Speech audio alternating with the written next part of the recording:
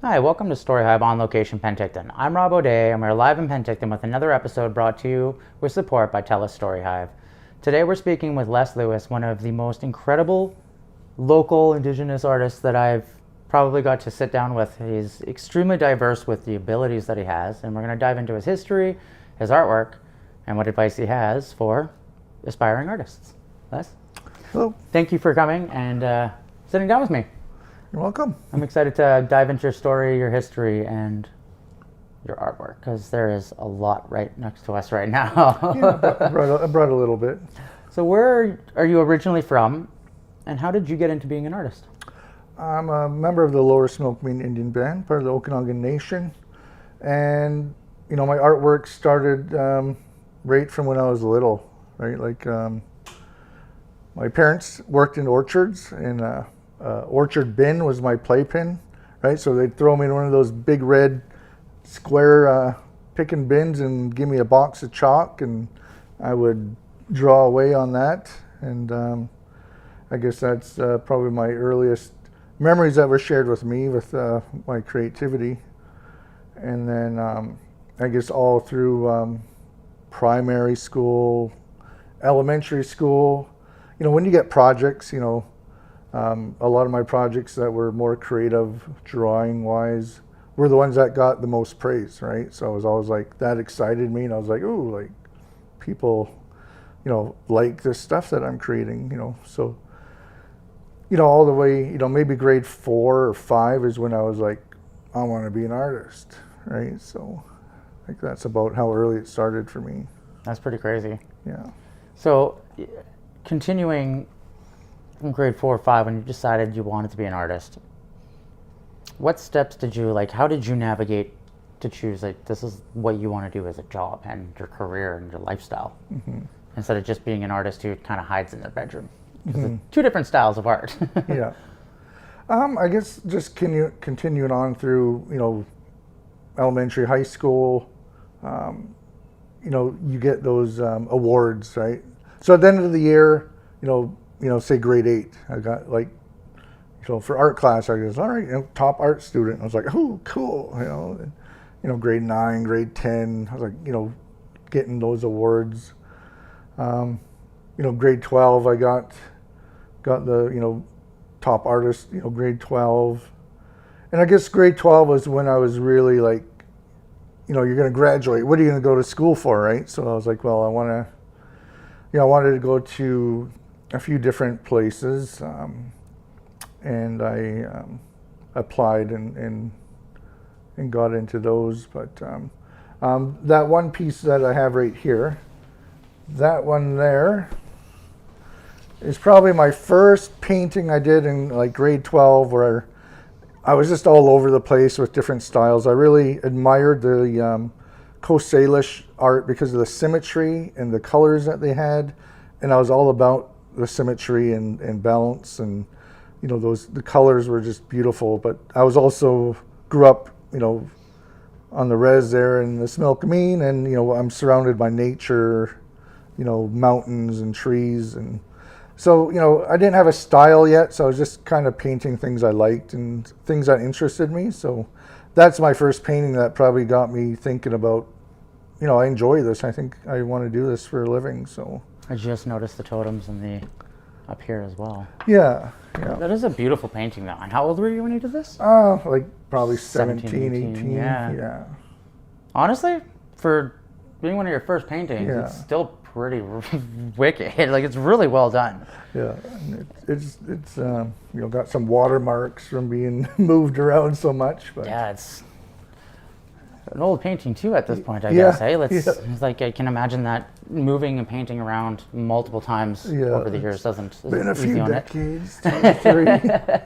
So from painting to moving towards sculpting and creating things that are not on paper, what was that transition? What led you to choosing to do totems and sculptures? Well, I guess if I'm kind of going it my timeline wise, right? So from high school, I went to Okanagan Okanagan University College in Kelowna, and I did a 2-year diploma program in fine arts, and that wasn't my thing. I had a friend that called me up, and he was like, "Hey, man, I'm going down to Santa Fe, New Mexico, to the Institute of American Indian Arts. Like, you should apply with me."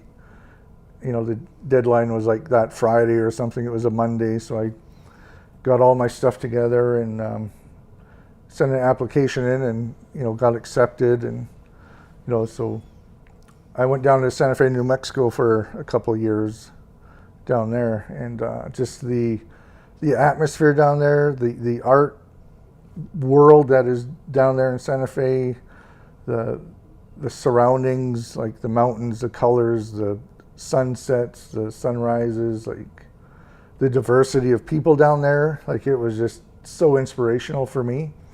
And down there, there was like all the different indigenous people, like the Navajo had their jewelry, they had their sand paintings, the Pueblos had their pottery. There are all the different tribes down there that had art that was associated with who they were. And as an artist, that's what I was trying to discover. Like, who am I as an artist? What did my people do historically? What can I kind of reach for my creativity and inspiration?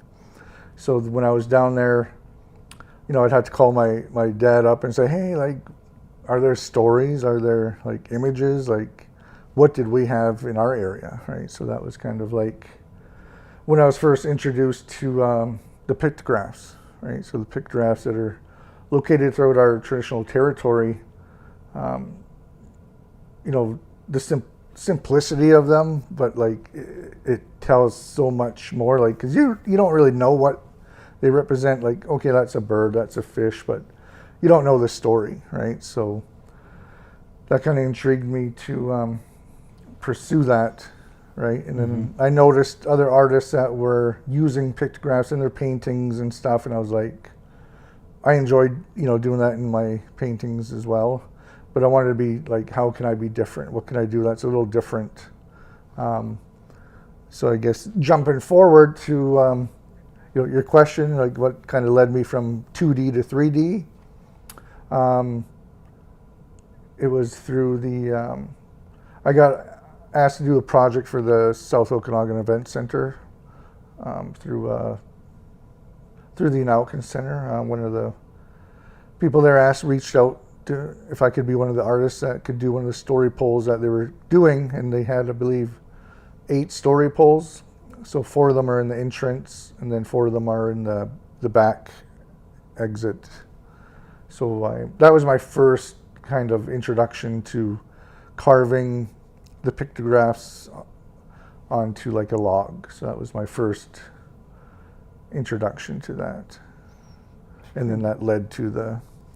It's so mind-blowing. Yeah, so it's a crazy journey. Yeah. To backtrack Okay. to Santa Fe, Yeah. being immersed in Pueblo and Navajo artwork, and seeing, like you said, the culture that they have, because the American indigenous peoples, their cultures are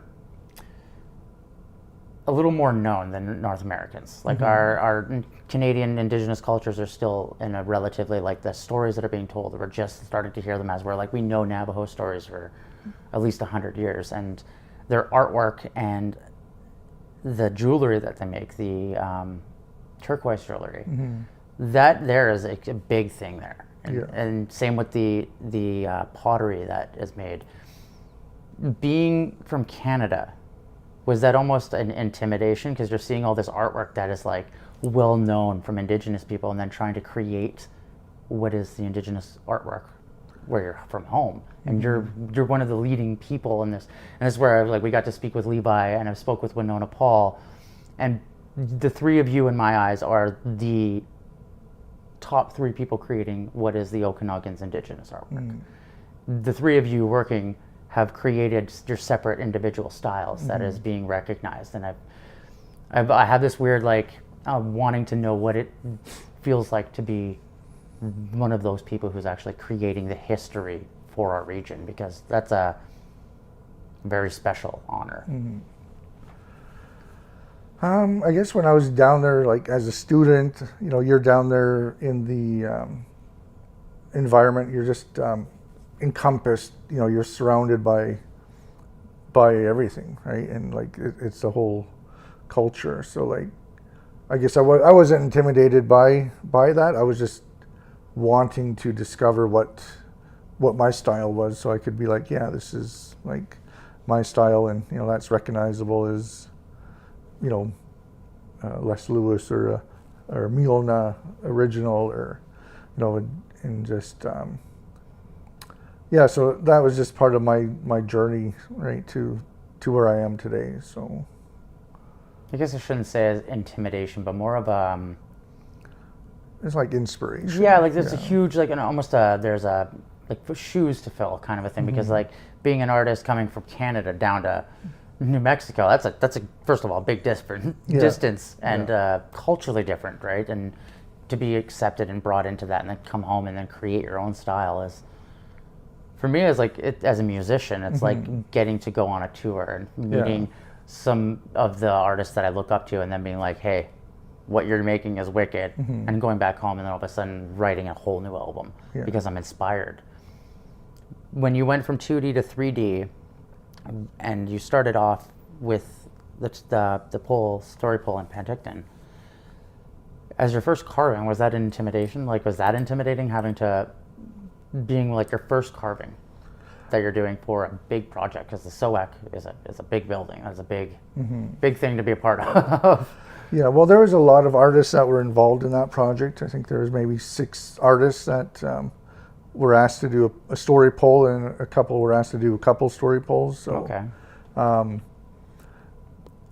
mean, it was just like, as an artist and just how I am, like I just figure things out, right? And they had the, they told us what, how the process was. They gave us the tools, and we each had a story that we needed to depict, so we had to do some research on that story, and they gave us resource materials too to look through and create from. So it was just finding the time to get up there and work on them, because we had to work on them at the center there, and so just after work or on weekends. And how tall are they? Oh geez, they're big poles. Yeah, they're very tall, like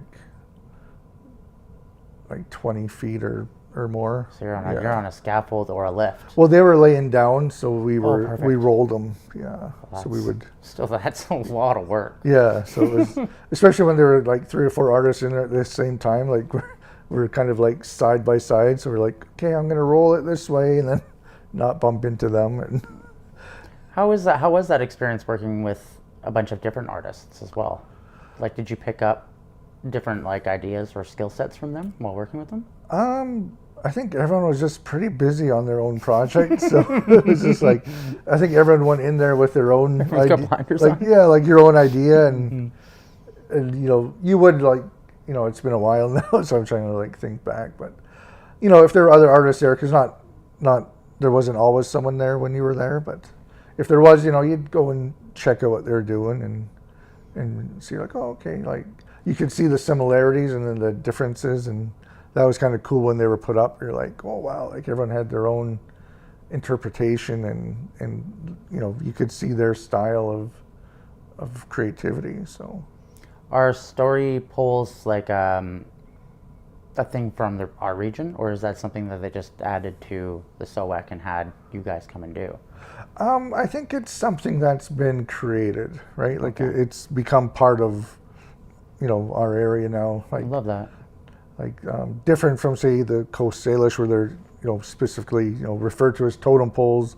These ones here called story poles, because they tell a story as they spiral up, or just how they move up the pole there. So I like that concept too, because totem poles, like, you're naturally going to gravitate to, when you hear like North American BC Indigenous artwork, you think of the pictures of like the coast artwork, where it's like of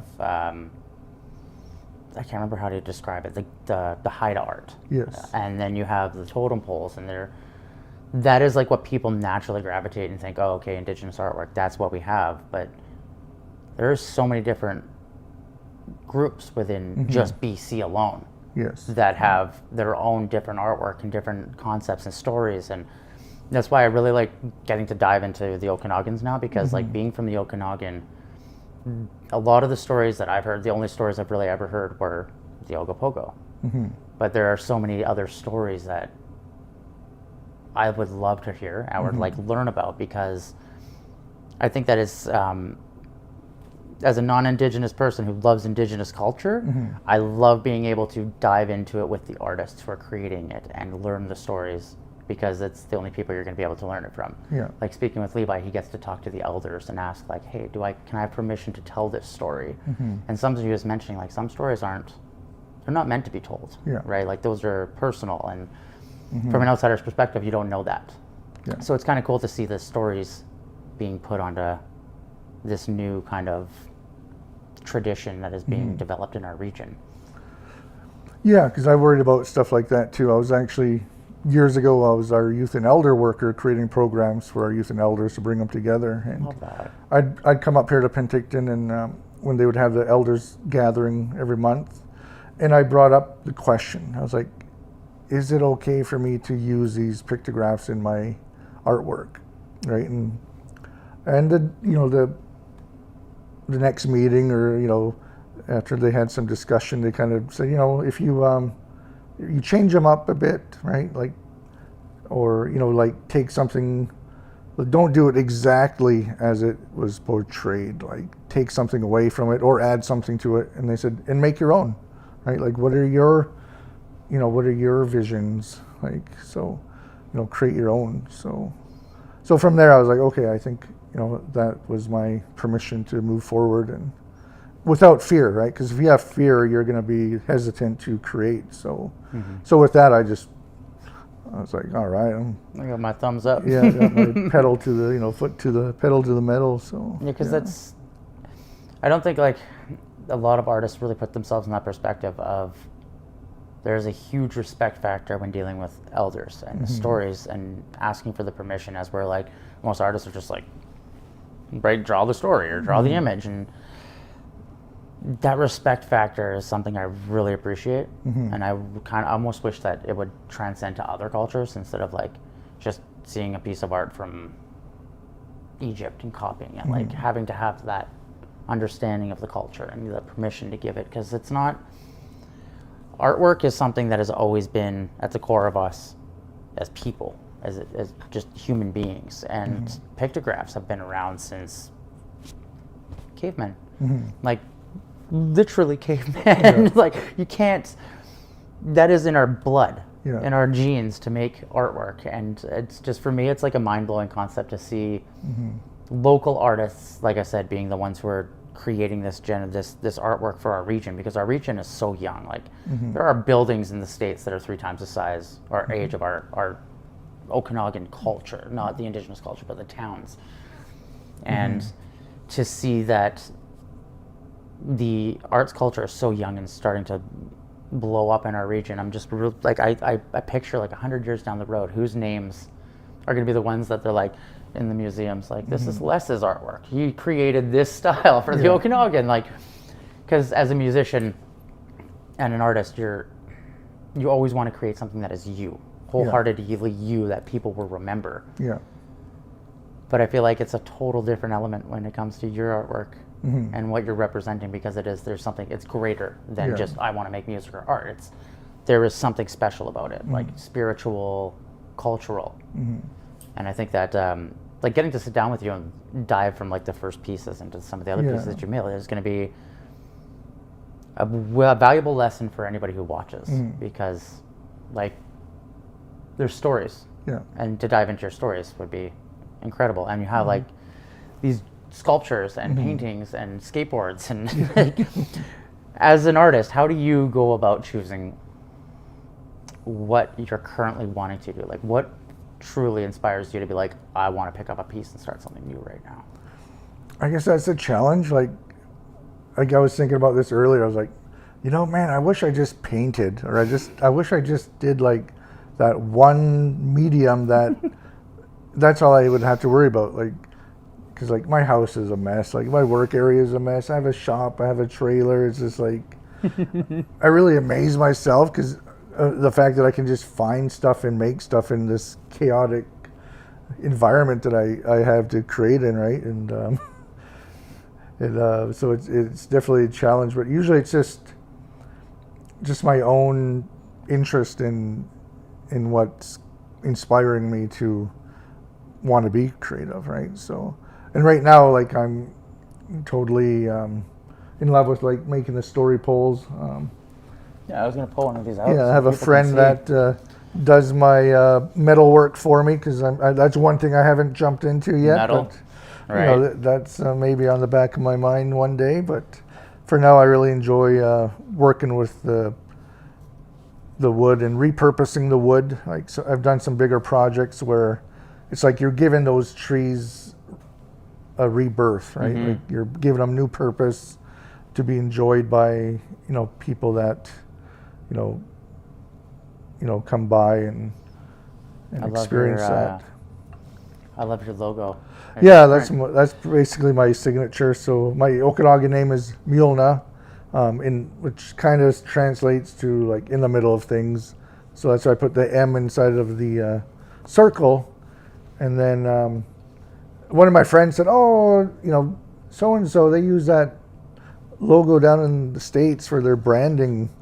Oh, Right? really? And I was like, "Oh, how could I add to it?" So I added the two little L's on the bottom there for Like the Metallica lightning almost. yeah, so for Les Lewis, right? Yeah, I love it. Yeah, so That's smart. I like the way you did that. yeah, so that's my signature there now. I usually don't even sign it Les Lewis. I usually just put that image on there. So that's my signature. So And was that a given name, like birth name, that you were given? no, that was a name that was received after. I love it. yeah. That's super cool because like we were looking up the meaning and trying to get like a rough translation of it, and it's like it's like in the middle of doing what you're doing. Kind of Yeah. it's like rough translation is like I'm fully indulged in what I'm doing. Yeah. And it was kind of like as an artist, I think it was a perfect name. Yeah, You thank couldn't really dive around that any better. Yeah. So when you're choosing to do pictographs, because we were talking with Levi George 2 days ago, and he was like, "You got to speak with Les," and we're like, "Funny enough, we are." And he was talking about how you use the pictographs as like you've created your own versions, and like they are yours. Has that moved past just the area? Like, has your artwork traveled to the other sides of Canada so that other people have seen it, or is it strictly mostly in BC right now?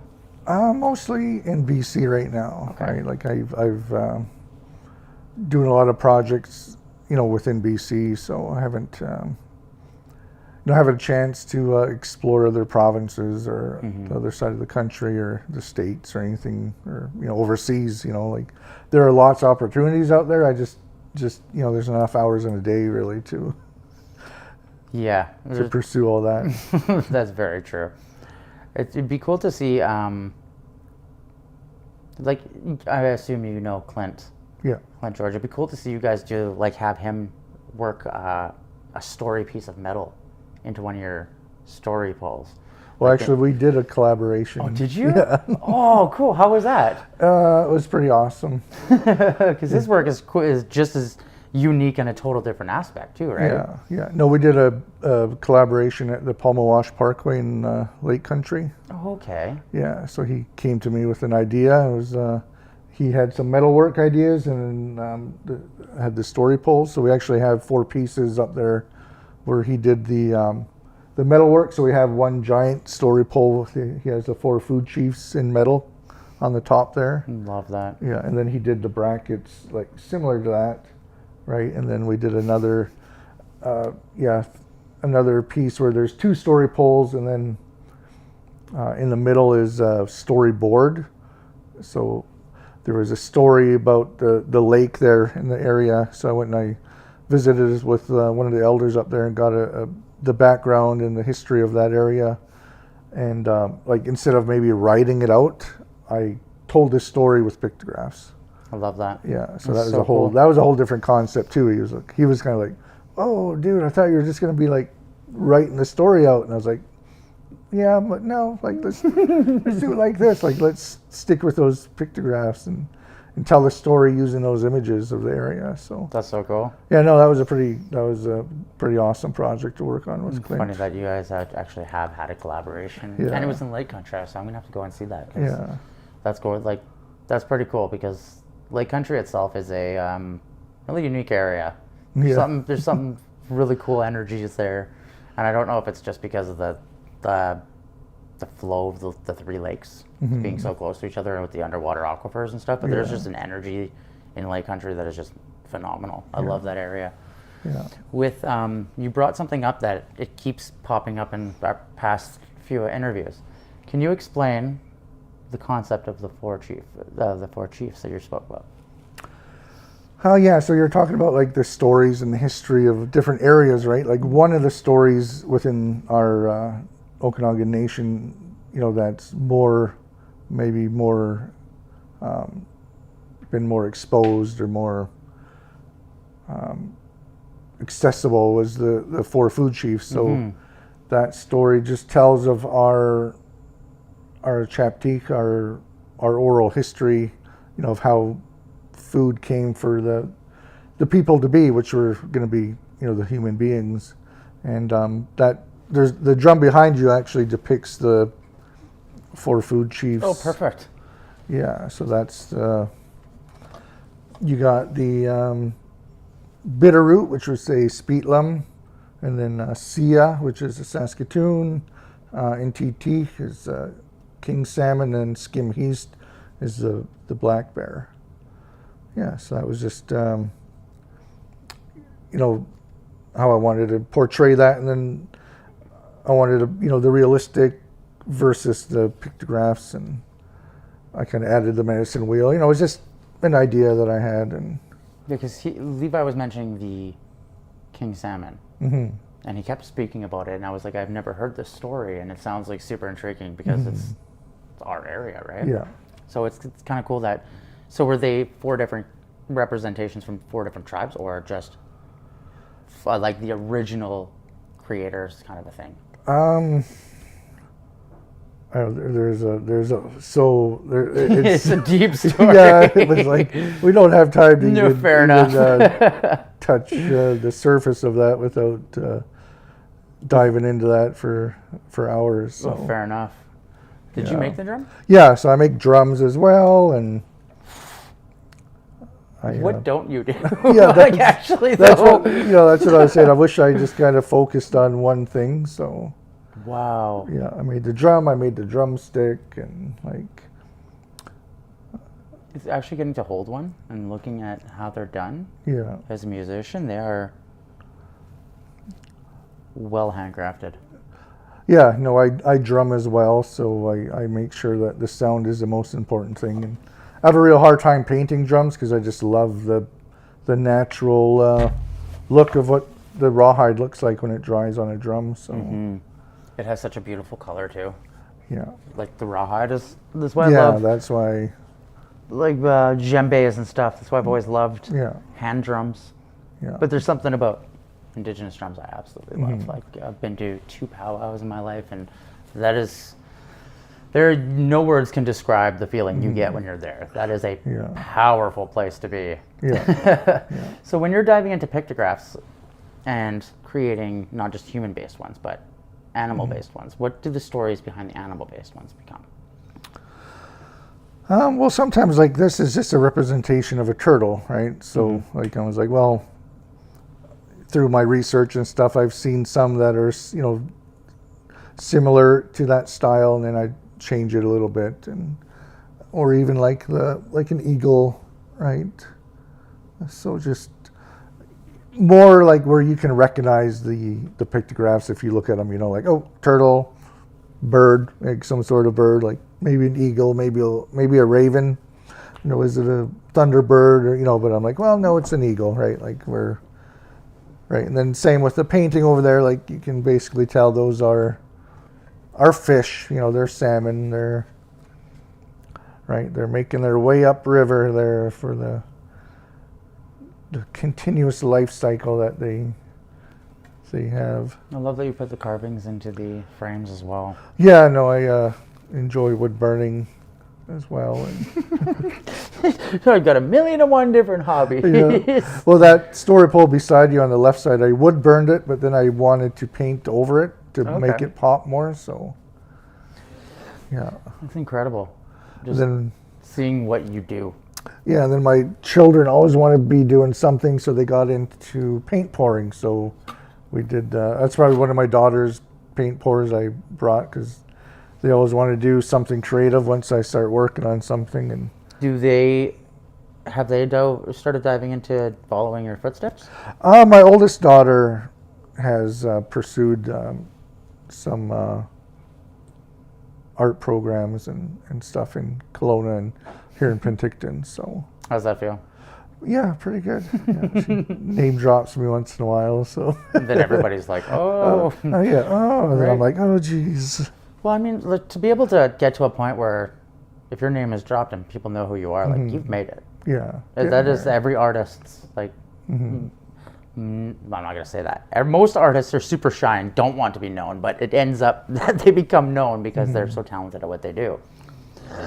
Pardon me. And I think that there's something to say, too, if your children see that you are a creative, passionate person and that you followed your dreams. This is exactly what my whole goal with my children is, inspire them to follow their dreams. Yeah, exactly. Because if you tell your children, like, oh, you can only achieve it if you work hard, that doesn't mean anything, because they don't see the hard work that goes along.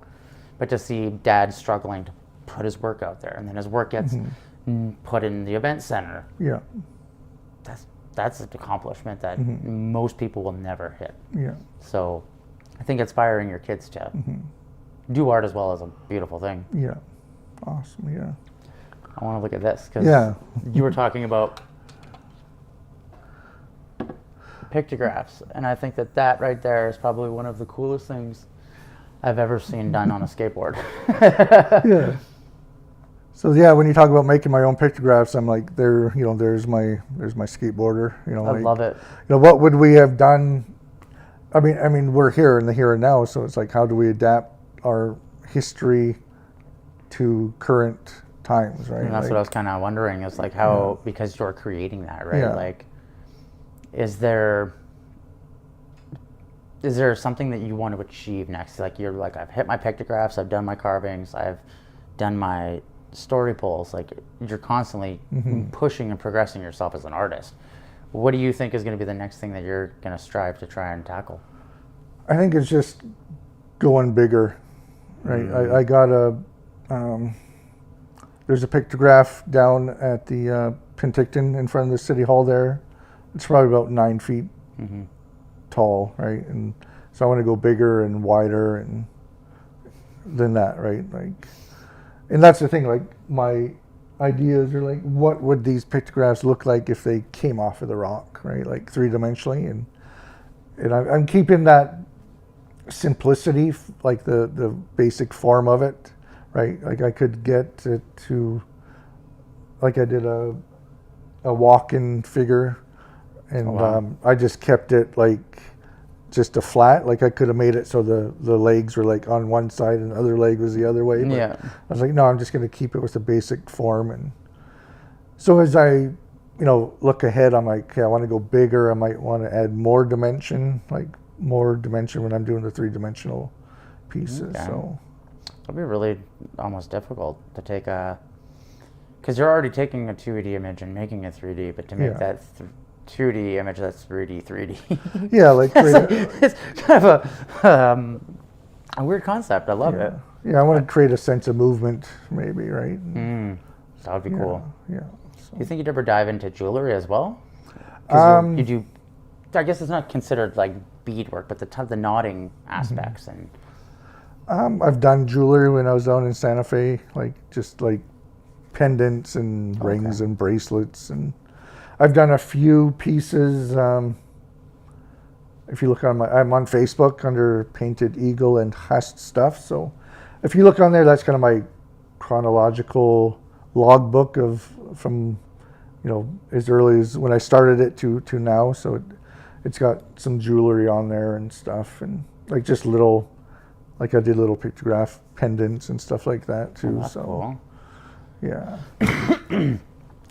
I still like, it kind of blows my mind that you went to school in one of the most like culturally diverse areas for Indigenous arts. Yeah. And that's one thing I've always loved about New Mexico is it's extremely supportive. There are a handful of states that are supportive of their cultures, and that's one of them. And I would love to see, BC does, but it doesn't at the same time. I would love to see it like, it's starting to now, I feel like, where you've got a lot more, I don't want to say acceptance, but acceptance in the art being pushed out there. And I feel like it's, there's almost like I think we spoke with Levi about this, like there's a misconception about artwork and stuff like that, and kind of like navigating the waters of where we live nowadays and the times we live in. Acceptance is a very right now moment thing, and we're in the midst of it. So like he was explaining, the sitting down interview with him and learning the cultural differences and learning the stories from somebody who's being taught the stories from the elders is like exactly what we need to be doing. So I love that we get to sit down and talk about the story poles and like the things that you're bringing from the Okanagan culture out and letting people see. Because I think it's it needs to be done, if that makes sense. When up to this date, what has been one of your favorite pieces that you've worked on? Oh geez. I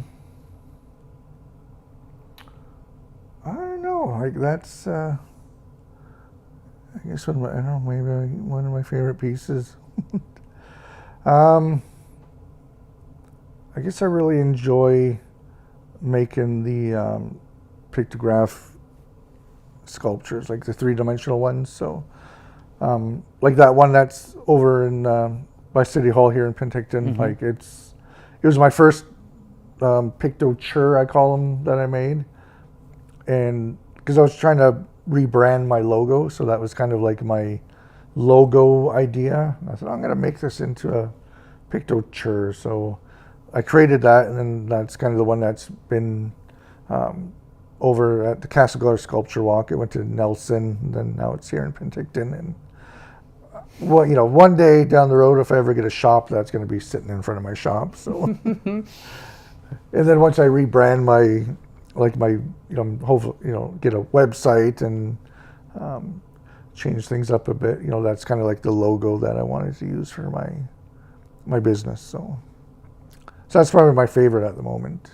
I love that. Yeah. How was that experience of having your artwork go from Castlegar to Nelson and back home? It's always an honor, like be part of the Castlegar Sculpture Walk over there, and just to have a presence over there and like showing, some of our artwork that we have here and displaying it over there. And then, like I said, I think Nelson has a program as well, and they leased that piece for a year, so it was over there. Then it came back to me for a year, and then Penticton leased it now. So like as a non-creative person, like a non-artist, to me that is the ultimate win as an artist. It's like your work is being put on a tour. It's going on the road, and to me that is like the coolest thing to hear when I hear of people who have that experience. Like my buddy Scott, who does metal sculptures, and his stuff goes around. You're just like, you made it. You've made it. Like when you were 10 years old, did you think you'd be where you are today? No, probably not exactly where I am, but Right? like I thought I'd have my business at the bottom of my house by the highway, though. Still working towards that. So what has been one of the hardest things for you to overcome? I guess it was just, making that commitment to be an artist, right? But then it's like financially, right? It's like, can you support a family just doing your art, before you make it, right? Or if you make it, so it's always been like juggling that. Okay, I need to actually have a 9-to-5, right? And then doing my art in the evenings and weekends and days off, right? So it's always like you're talking about dreams, right? And to have that dream and that passion to keep moving forward you know, no matter how much time you have to put towards it. And I'm terrible. Like, I put the pro in procrastinate, right? So my wife and my kids are just like, oh my God, like your project's due in 4 days. And I'm like, yeah, I'll start it tomorrow, right? And I get it done, right? But it's like, I'm like, I'm not that bad all the time, right? Like some of the, you know, got some big projects coming down the line. I'm like, okay, yeah, I'm going to make my schedule and stuff. So I guess, you know, challenge is just, you know, yeah, like scheduling time and like just being able to support yourself, right? So it's like having a 9 to 5, but then my artwork is kind of like my, like just like a little bonus incentive, you know, if I get a project, you know, then I'm, all right, sweet, I can go buy these other tools for this other project. So it's constantly reinvesting into your career to push your career to be more, yeah. And that's why I think I love speaking with creative people, is because, like you said, like, how do you take a passion that you have being an artist and be able to support a family on it? You just have to do it. There is no like second guessing yourself. There is no questioning if it's going to happen. You make it happen. That's a really hard thing to do. Yeah, no, it is, because like I've been fortunate over the years. I worked with our school district as a language teacher and an advocate for 14 years, and then did my art on the side, right? Because I'd have summers off, spring break off, winter break off. And then a couple of years ago, I said, you know, like my art's taken off. I'm going to leave this position and dive into my art full time. And then tried that for about 3 or 4 months. And then I was like, another opportunity came up in our community, learning language. So I applied for that, and I was a successful candidate for that. So I'm back to a 9 to 5 and doing my art, you know, in the evenings and weekends. But, you know, it's finding that balance and making it work, because this is what fills my cup, right? And, you know, if my cup's full, then I can do, you know, all the other things too. So, yeah. I like the way you bring that, is that sometimes you need to have that 9 to 5. Like sometimes you got to have that structure to be able to give yourself the ability to create that future.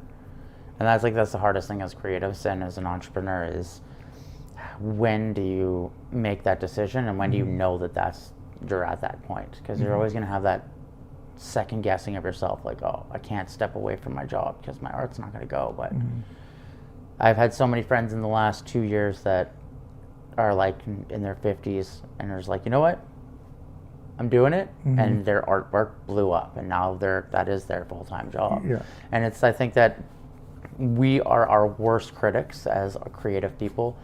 We're never going to think we're as talented as other people see us, and that is a good thing. Because I think if we knew how talented we were, we would probably abuse that with ego, right? So to be humble about where your status is as an artist locally is, you're extremely humble about, like, you're one of the most known names in the region for Indigenous artwork, and to be at that level, I feel you've earned it, because you've put in the hard work that it took, and you've had to deal with the trials and tribulations that it takes to get there as an artist, probably more so than most artists have. You know what I mean? And I think that shows your resilience, which is kind of a beautiful thing. Yeah, awesome, thanks. Yeah, because like, I mean, that's the thing, like, people don't realize, like, when I'm in my creative mode, like, I'm by myself, I'm in my shop, or I'm at another shop, like, you know, the dirt and the dust and the noise, and it's just like you're doing all this stuff, and like, you know, I've had people critique me and comment and stuff, like, you know, oh, this is so simple, or it's this and that, and I'm like, well, to get it to this point, it looks like it's a simple piece of artwork, but it's like, you know, if I'm dealing with a 12-inch diameter log that's, you know, 20 feet long, and, you know, there's a whole process of what, you know, the steps that I need to take to when I have the finished product. And with me, it's always like, I already see the finished product. Like, it's crystal clear in my mind, and it's just like, and I know the steps that I need to take to get there, and it's just the time and the process to get there. So it's kind of how my brain works. Like, I wish I had that ability to like see something at its finished product in my mind. I wish I could, because that's the one thing that we always talk about on the show is I have a hard time talking to visual artists who create something that is physical and visual, because I'm an auditory thing. So like for me, it's based on emotion and feel. I suck with like drawing something and making it look good. So I'm like, being able to take something from your mind and put it onto a pole, onto a canvas, onto a drum, that blows my mind. I can never understand how people can visually see those kind of things and be like, there you go. Yeah. You know what I mean? Well, that's like, I should have brought one of my sketchbooks, because like sometimes it's just like a scribble, right? And then I'm like, I already saw it, so I just needed to put like just the basic foundation so I could follow that down, and then because I already see the finished piece, so it's like, never mind this. That's just a reminder to how I'm going to get to this, and, So I love that. Do you plan on ever maybe expanding and diving into different art forms that maybe aren't Indigenous based and making them Indigenous? Like graffiti per se, like taking graffiti where it's based off of letters and you've got these really unique characters, but turning like, instead of like graffiti letters, making them like specific animals or like totem animals, and making words or images out of those. Not really. I mean, I've kind of explored graffiti before, but it's just like, I have a brother-in-law. My brother-in-law, his name's Saha Ag.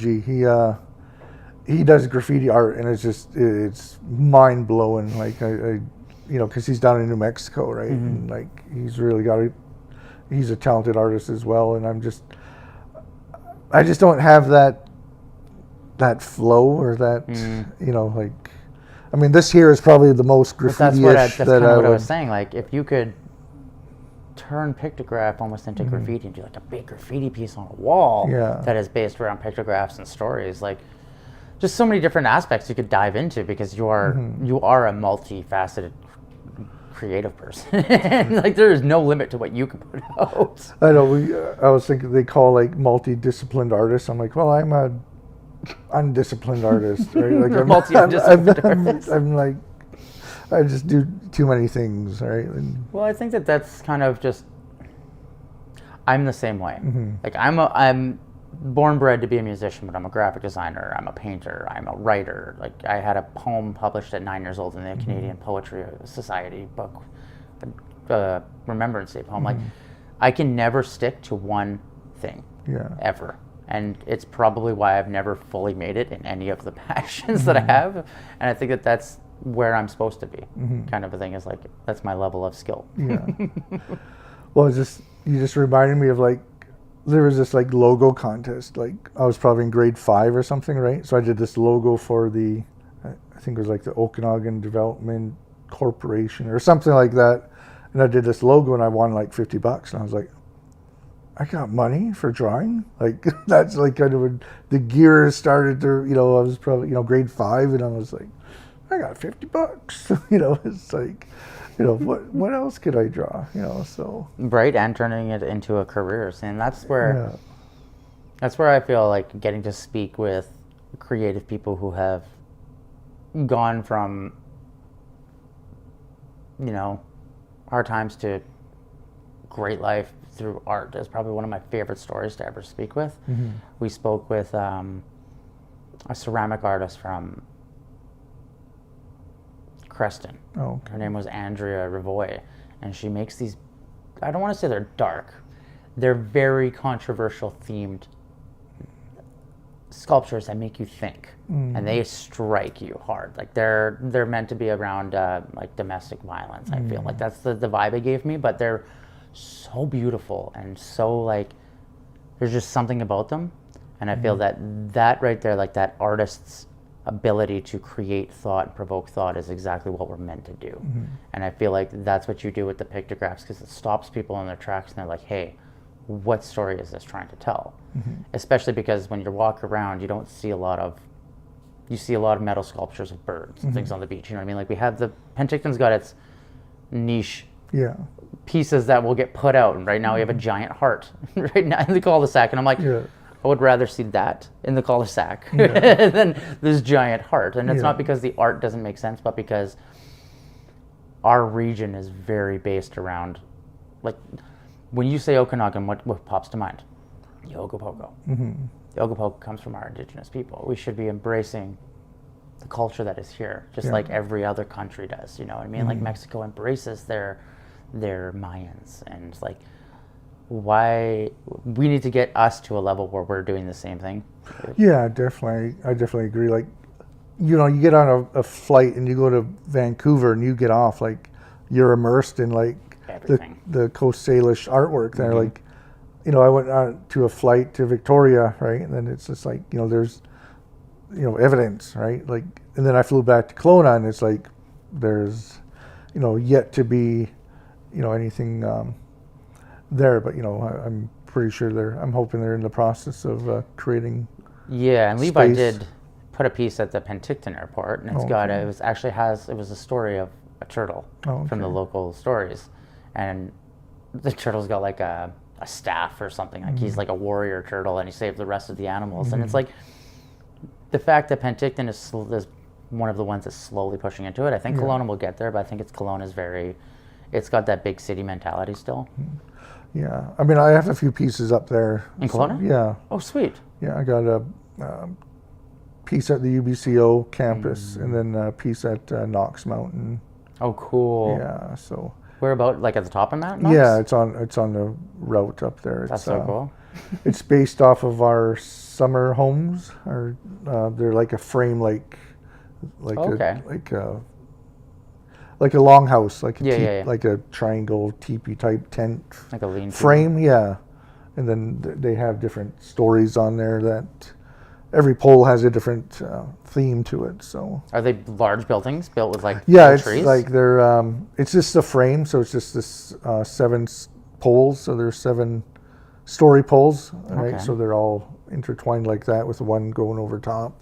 That's so cool. Yeah, so that was a pretty awesome project I got to do with Crystal with a K. So in the city of Kelowna, and you know, so yeah, because West Kelowna has a lot of artwork around. That's one thing I've noticed is they've embraced a lot of like where they've developed, like you see the Ogopogo going in and out of the walls and things like that. Yeah, and I think that it's really nice to see the culture coming out more. And because like I grew up in Penticton, and I grew up on the reservation with friends and family who were up there, and I've always loved the stories that were told. And it's just like understanding the culture and how some things are meant to be said and some things aren't, that it's like kind of, it's not my position to tell those stories, but I love hearing them. And this is where I was like talking with Levi, like I would love to be able to be the one who could sit with a camera and help tell the stories with you guys, because I love it, but can't do it, right? Like it's a very tricky situation to walk amongst in that one. Yeah, no, I definitely hear that, because like there's a lot of things that I participate in, like, oh, I'd love to like paint a picture of that, or you know, make a T-shirt of that, or like do this and that, and I was like, well, you know, it's really not relevant to people that aren't in that, you know, circle, right? So and even the pictographs, you know, it's like I wish there was more of a provincial or federal involvement for protection of them, right? The ones, you know, because you know they are out there and people do come across them, and you know there's locations, you know, people will drop a pin and this and that. So I think as long as people are respectful to the sites that they visit, that you know, it's okay to, you know, share that. But like for myself, it's like, you know, I really hope that there'd be more of a, you know, there'd be some more legislature that would be like to protect these historic sites. You know, they're cultural sites. Isn't there a guy who has his house built over top of one of them on the way to OK Falls? Or is that just a story? I've always been told this story, and I'm not sure if it's a genuine story or not, but I feel like there was a story of a guy who there was a pictograph in his basement on the stones. Oh, I went in to doubt it, right? Right, There's and it's just like so much, you know, the development that happened here historically, you know, I'm sure there's lots of sites that I would love to see like a natural pictograph in nature, Yeah. where like it's from the past, because Yeah. I've never actually had that opportunity. Yeah, and I think that's one reason I'm doing what I'm doing. So like, you know, kind of would hopefully deter people from wanting, you know, to, you know, visit these sites, and maybe, you know, not everyone has well intentions, right? So, but you know, my wish is that I'm creating these images and, you know, in the here and now, and to appreciate, you know, that history. I love it. Yeah. Do you think that in time the stories will be more and more pushed out, as like the elders realize that specific stories are kind of like relevant to times or things like that, and then you'll be able to do artwork based on those? It's a That's a hard one, right? That's a tricky one, right? Because Yeah. it's like, you never know. you know, just the history of, you know, what our people have gone through, and, you know, what we have and we're holding on to. Because that's what it comes down to, right? Yeah, so it's just like, you know, do we want to share what we have with everyone, or, you know, so it's just like, I've always wondered like when we were speaking with Levi, he had mentioned the concept you just did. Yeah. And I think it kind of went over my head the first time, because we were so deep in conversation about talking about the stories that I didn't think about holding on to it was the meaning. Yeah. It makes way more sense now. I get it. Yeah, and just like, you know, there's protocols, and there's, you know, times of the year when you can share things and you can't share things, and Okay. and yeah, so it's, and I'm learning as I go too, right? And it was my art that really kind of pushed me to learning more about my language and my culture. And like I said, being immersed down in Santa Fe, New Mexico, and, you know, it's just like they're being surrounded by their dances and their drumming and their ceremony, right? Like, and what they could share with the public, right? Like, there were certain things that they could share with the public. And then, you know, we went to a Second Mesa Pueblo one time, and, you know, at dusk, all the visitors had to leave, but I was with a friend, and being, you know, Indigenous, I was allowed to stay to see some of the ceremonies that were, you know, that they were doing for themselves, and right. So, but, you know, during the day, there were certain things that they could share with the public, and right. So that's, you know, I always kind of think about that when I'm doing my artwork. Like, okay, what can I share, and, you know, for the just that's still keeping my creativity flowing and It's hard purposeful. to navigate, hey? Yeah. It's you never really, like, as an outsider, you don't really put yourself in that perspective or think about that concept, that there's a huge respect factor to what you're able to say and what you're not able to say. Yeah. And I don't think a lot of people would understand that unless they're willing to, like, sit and take the time to speak with an artist who's telling the stories, kind of a thing, right? Yeah, like even the drums. Like, like I said, I have a hard time painting them, because like the beauty of the drum, and it's like the sound of the drum. Like, if it doesn't sound right when I'm drumming on it, then like I'll restring it, right? I'll soak it and retighten it or loosen it, and, you know, like even when I'm making drumsticks, and, you know, like I sing with a big drum group, right? The High Water Singers, and, you know, of like just over the years, you know, I've got into making drumsticks, just, you know, because we needed them, right? Or making a big drum, and then people hear, oh, you make big drums. I'm like, well, not really. I can, but, you know, so like I just made a set for our band school in the Smilkameen in Tempkin, Sinmatmayatin. Like, I did a 26-inch big drum with a set of sticks, but my one of my sons made all the sticks for me. So That's like, so cool. yeah, he became my stick maker. He passed all of my quality inspections. So I'm like, all right, you make the sticks, and I'll cut you in. So I love that. Yeah. See, and that's, you inspired him. Yeah. And then he's going to do something, and he's going to carry on. You never know what he's going to do, Yeah. but he's going to do something, right? And I Yeah. think that's not only as a father, but as an artist, that is like our duty. Yeah. Like, we are, I always say it, and it probably sounds annoying to everybody, anybody who watches the show or anybody who watches it, but we, as creatives, it is us who makes the change in the world. Yeah. And nobody else does. Like, every revolution is based off of an art movement, in my mind. Yeah. Like my oldest son got into flint knapping. Like he just went online and like, researched stuff. Like he's into traditional techniques and, really using all the natural resources and stuff. And my wife does beadwork, so she did my bling bling I'm wearing. Love it. Right. So, right. I mean, I think the fact that you're all being creative. Yeah. And pushing out the culture is more what we need now than anything. Yeah. Is that embracing of what is the Okanagan. Because like the European settlement is not what the Okanagan is. And anybody who's from the Okanagan knows that. Like, we know what the beauty is and what is from here and why it's beautiful. Yeah. And I think that over the last 20 years, there's been a huge shift towards like wanting to understand that. At least the last 10 years, I've noticed it. There's a big push towards like, hey, we need to like embrace this as much as we're allowed to, and not in a way that it's like, oh, we want to culturally take it over and push it so that that's the Okanagan, but like that will inevitably happen as like it becomes more commercialized, which is, I can understand why things are being held at such regard, especially with artwork, right? And stories and stuff. And I love that you are still extremely true to those moral values, because I think that says more about you than anything. Is like, you're true to your culture, your artwork, and your family. At the end of the day, it's the most beautiful thing ever.